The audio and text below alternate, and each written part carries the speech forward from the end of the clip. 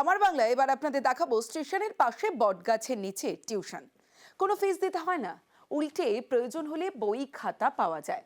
শিক্ষক বালুরঘাট জিআরপির ওসি, সঙ্গে থানার আরও কয়েকজন পুলিশকর্মী ও সিভিক ভলেন্টিয়ার। এ ছবি দক্ষিণ দিনাজপুরের বালুরঘাটের। নমস্কার, আমি একটি গল্প বলবো। সুনির্মল বসু। দক্ষিণ দিনাজপুরের বালুরঘাট স্টেশনের একদম পাশে বেড়ে উঠছে ভবিষ্যৎ। স্টেশনের পাশে বটগাছ, সেই বটগাছের নিচেই পাঠশালা। শিক্ষক বালুরঘাট স্টেশনের জিআরপি থানার ওসি রতন সরকার, পড়ান কয়েকজন পুলিশ কর্মী এবং সিভিক ভলেন্টিয়ারও। নমস্কার, আমি একটি গল্প বলবো। সুনির্মল বসু।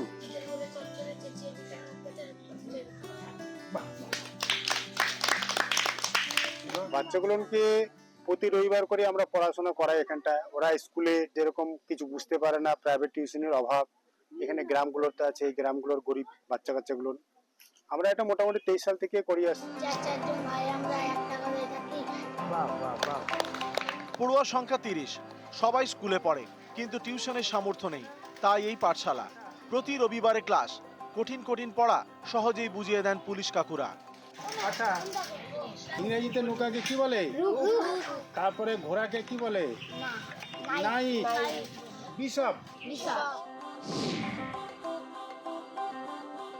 আমার বাড়ির টিউশন নাই। এই যে এখানে স্যার ম্যামরা পড়ায়, এতে কতটা কাজে লাগে, কতটা উপকার হবে? অনেক কাজে লাগে, ম্যাম স্যার সবাই পড়ায়। এখানে হচ্ছে স্টেশনের পুলিশ পড়াচ্ছে এবং কি ওরা খুব ভালো আমাদেরকে পড়াচ্ছে। আমাদের বড় হলে আমাদের কোনো কাজে লাগবে, কি আমরা কোনো চাকরি টাকরি পাবো, পড়াশোনা করে আমাদেরই হচ্ছে লাভ।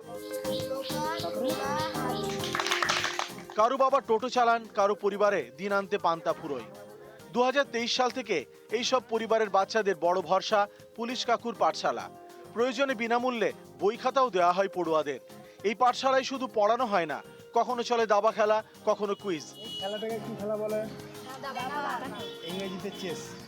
পড়াশোনার পাশাপাশি এদের একটা নতুন টপিক অ্যাড করা হয়েছে, যেটা হলো চেস খেলা। যদি এখান থেকে 2-1টা বাচ্চা বার করতে পারি, এটাই আমার টার্গেট আছে। এখান থেকে ভালো জায়গায় যেন পৌঁছানো যায়, এখান থেকে এটাই আমার টার্গেট। বালুরঘাট থেকে অনুপ সান্যাল, নিউজ 18 বাংলা।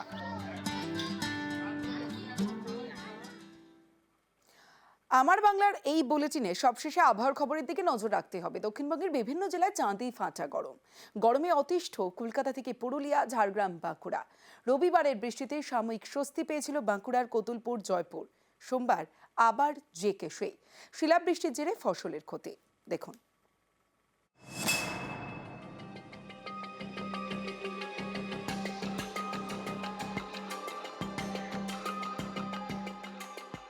বেলা বাড়লেই বাড়ছে রোদ।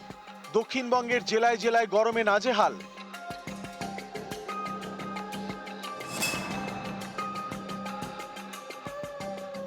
গরমে হাঁসফাঁস ঝাড়গ্রাম, গরম 40 ছুঁই। এই রকম সিচুয়েশনটা মে মাসে হয়, কিন্তু এটা মার্চ মাসেই হয়ে গেছে। এখনো মার্চ মাসে মানে বসন্তের কোনো কিছুই মনে হচ্ছে না, পুরো গ্রীষ্মকাল মনে হচ্ছে। কলকাতাতেও ওই দিন ভালোই গরম।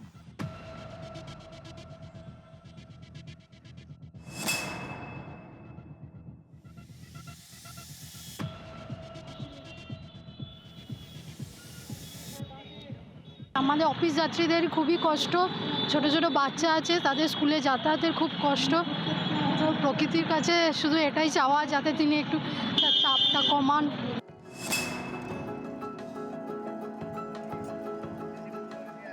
পশ্চিম বর্ধমানের দুর্গাপুর রবিবার গরম ছিল চরমে। সোমবার সকালে বিক্ষিপ্ত বৃষ্টি হয়, তাতে সাময়িক স্বস্তি।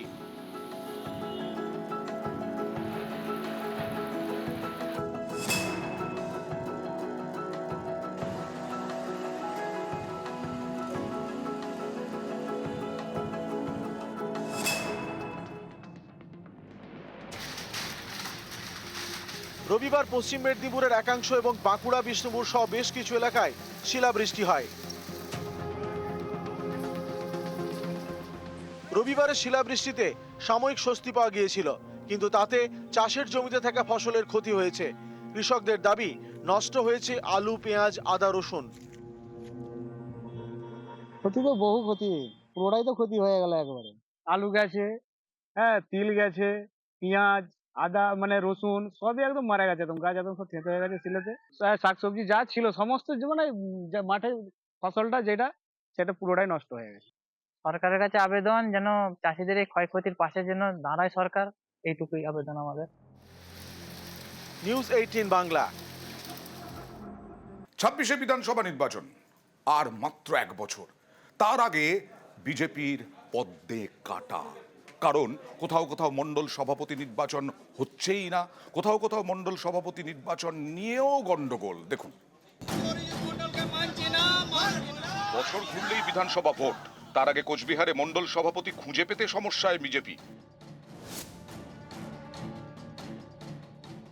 24-এর লোকসভা ভোটে কোচবিহার আসনটি বিজেপির থেকে ছিনিয়ে নিয়েছে তৃণমূল। পদ্ম শিবিরের একাংশ বলছে এরপর থেকে দলীয় সংগঠনের শক্তি একেবারে তলানিতে। কোচবিহারে 2298টি বুথ, এর মধ্যে বেশিরভাগ বুথেই কমিটি গঠন করতে পারেনি বিজেপি। কোচবিহারে বিজেপির 43টি মণ্ডল, এর মধ্যে 18টি মণ্ডলের সভাপতি ঘোষণা করতে পারেনি পদ্ম শিবির। আমাদের মন্ডল সভাপতি 25 জন অলরেডি হয়ে গেছে, 18 জন বাকি আছে। এখন জেলা প্রেসিডেন্ট ঘোষণা হয়ে গেছে। এখন আমরা যতটা পারি তাড়াতাড়ি আমরা সাংগঠনিক আমাদের যে মন্ডল যেগুলো বাকি আছে সেই মন্ডলগুলো আমরা ঘোষণা করে কমিটি তৈরি করার প্রয়াস আমরা চালাবো। বাঁকুড়ার বিষ্ণুপুরে আবার বিজেপি বনাম বিজেপি। সম্প্রতি বিষ্ণুপুর সাংগঠনিক জেলার বিভিন্ন মণ্ডলের সভাপতির নাম ঘোষণা করেছে বিজেপি। এরপরেই ক্ষোভ বিক্ষোভ শুরু। বিষ্ণুপুর 4 নম্বর মণ্ডলের সভাপতি শুক্লা চট্টোপাধ্যায়ের বিরুদ্ধে পোস্টার পড়ে। এবার বিষ্ণুপুর 1 নম্বর মণ্ডলের সভাপতির বিরুদ্ধে বিক্ষোভ বিজেপিরই একাংশের। এখন যিনি মণ্ডল সভাপতি তিনি তৃণমূলের সঙ্গে সেটিং করে আমাদের কর্মীদেরকে, বিষ্ণুপুর 1-এর যে কর্মীদেরকে কাউকে পাত্তা দেয় না, বা তাদের সাথে সেটিং করে আমাদের কর্মীদেরকে না ডেকে নিজের মতো করে চালায়। আমরা এই অযোগ্য মণ্ডল সভাপতিকে মানছি না। দলের এত ক্ষতি হচ্ছে, প্রতিটি বুথ আমরা হারছি, বা আগামী 26-এও আমরা কিন্তু হারবো উনি থাকে। পার্টির কিছুদিন আগে সংগঠন পর্ব অভিযান চলেছিল, সেখানে পার্টির যারা অ্যাক্টিভ কার্যকর্তা তারা ভোট দিয়ে আমাকে মণ্ডল সভাপতি নির্বাচন করেছিল। আমি কিন্তু তাদের ভোটেই নির্বাচিত হয়েছি। অতএব মানবে না বা চলবে না, হচ্ছে না, এগুলো দেখুন, এগুলো পার্টির অভ্যন্তরীণ বিষয়ে বসে কথা বলা যায়, কারণ পার্টির সবাইকে তো আর সমানভাবে পদ দেওয়া সম্ভব না। এই কিছু মানুষ পদের জন্য এসব নোংরামি করে। উত্তর 24 পরগনায় বিজেপির বসিরহাট সাংগঠনিক জেলা। সম্প্রতি এই সাংগঠনিক জেলার বিজেপি সভাপতি হয়েছেন সুকল্যাণ বৈদ্য। এরপরেই পোস্টার। নতুন জেলা সভাপতির বিরুদ্ধে বাদুড়িয়ায় বিজেপি পার্টি অফিসে পড়েছে পোস্টার। তাতে লেখা, আজ থেকে বিজেপি দলের কালো দিনের সূচনা। বসিরহাটে কাছাড়িপাড়ায় বিক্ষোভ দেখানো হয়। দক্ষিণ 24 পরগনার নামখানা। এখানে সাগর 5 নম্বর মণ্ডলের বিজেপি সভাপতি দিলীপ প্রধানের বিরুদ্ধে ক্ষোভ দলেরই একাংশের, তারা বিক্ষোভ দেখান। নিউজ 18 বাংলা। গঙ্গাসাগরের সমস্যা আবার সেই ভাঙন আতঙ্ক। কপিল মুনির মন্দিরের কাছেই স্নানঘাটে ভাঙন। গত কয়েক মাস আগে সারানো হয়েছিল, কিন্তু তারপরে কোটালের জলোচ্ছ্বাসে ধুয়ে মুছে সাফ। গঙ্গাসাগর মেলার সময় 1 কোটির ওপর মানুষ আসে, প্রচুর টাকা ওদের জমাও পড়ে। সেই টাকাটা ওরা অযোধ্যায় নিয়ে চলে যায়, কারণ সেখানে ওদের একটা মন্দির আছে। আমি বলেছি যে আপনারা এবারের টাকা থেকে 25% টাকা দিয়ে, যাতে এই মন্দিরটা ডুবে না যায় জলে, আপনারা ওই জায়গাটা কংক্রিট করে দিন। গুরুদাসজি মহারাজ হ্যাঁ বলেছেন।